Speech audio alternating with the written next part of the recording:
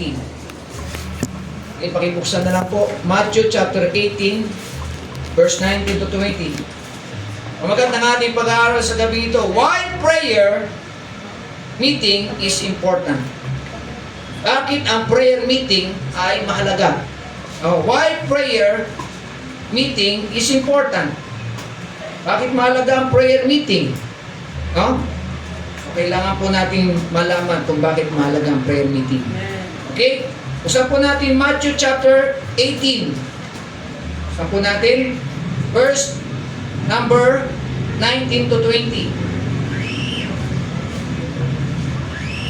Kasi sa iba po mga Kristiyano, kala nila hindi mahalaga ang prayer meeting. So, tingnan natin sa Bible kung gaano kahalaga ang prayer meeting. No? Minsan kasi ang Kristiyano, prayer meeting lang naman yan. Nilalang lang ang prayer meeting. No? Hindi nila alam, mahalaga po ang prayer meeting. Okay. Si Jesus Christ, nag-prayer meeting nga po eh. No? So, nakita po natin yan. Matthew chapter 18, verse number 19 and 20. Yan na po kayo mga kapatid. Sahin po natin Matthew 18, verse 19 and 20. Ready? Begin.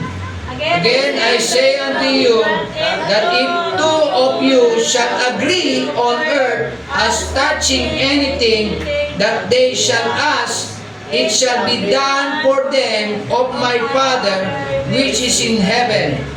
For where two or three are gathered together in my name, there am I in the midst of them.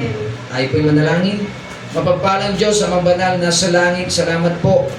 Tapos dito, napatungayan po namin, mapag-aralan po namin ng inyong mensahe na kung gaano kahalaga ang prayer meeting sa aming buhay.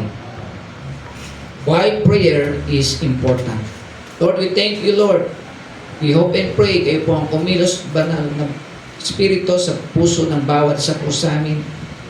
Especially sa inyong lingkod, pangunahan niyo po, Panginoon, upang ikaw ang siyang maitaas, mapuring walulati, at yung mensahe, Panginoon, ay marami po kaming mapulot na pagpapala buhat sa inyong mga salita.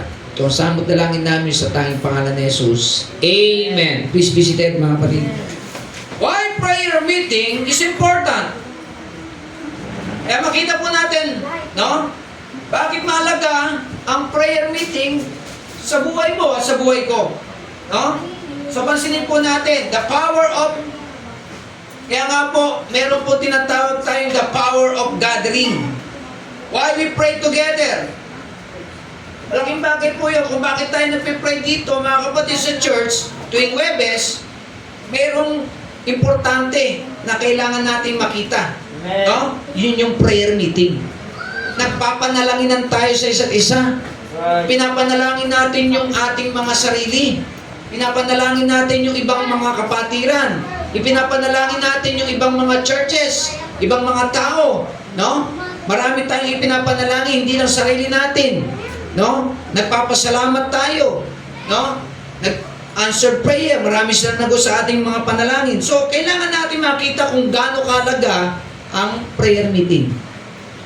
Hindi lang po kasi napapansin ng ibang mga Kristiyano ang kahalaga ng prayer meeting. So, pansinin po natin ngayon. Prayer meeting, mga kapatid, are vital. No? Pag sinabing vital, ito po ay mahalaga. No? Prayer meeting are vital because they invite the special presence of Jesus. No?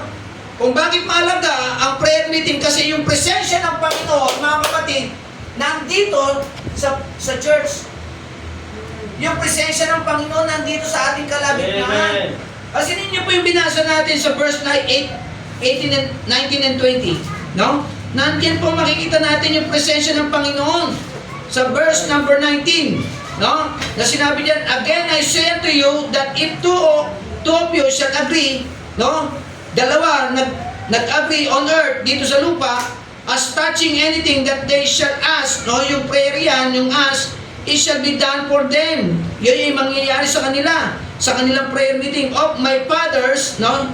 Yung aking Ama na nasa langit. Kaya nga sabi, for where two or three are gathered together in my name, hello, there am I. Ano yung presence ng Panginoon? Amen. Nandito po siya sa ating kalagitnaan. Yung presensya ng Diyos nandito. There am I, sinabi ng Panginoon. Amen.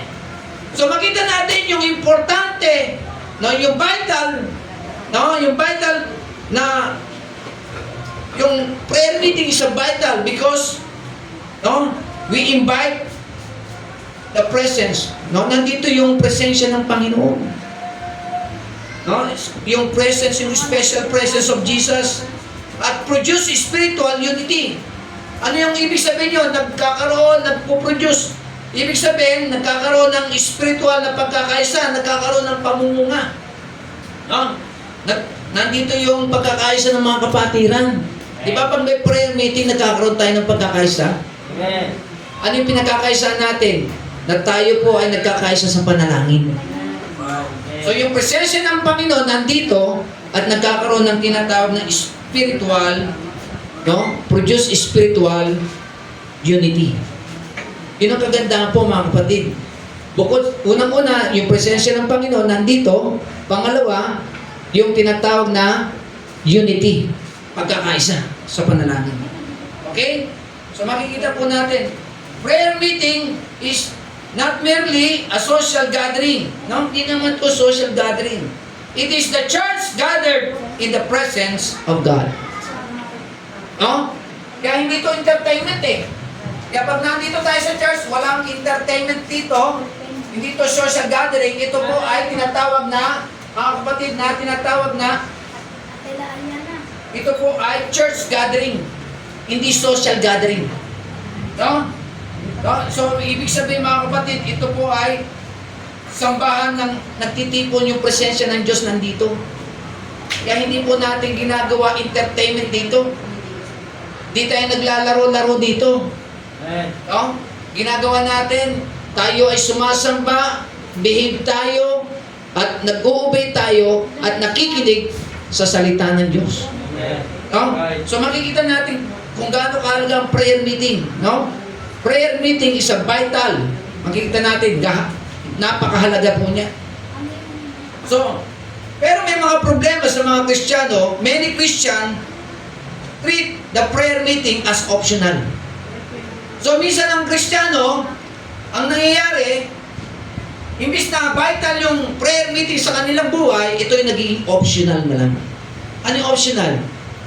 Ang sasabihin po ng isang Kristiyano, ay, hindi mo na ako aatin ng ano. Wala naman akong ginagawa sa bahay. Punta muna ako ng prayer meeting. Ganun ba?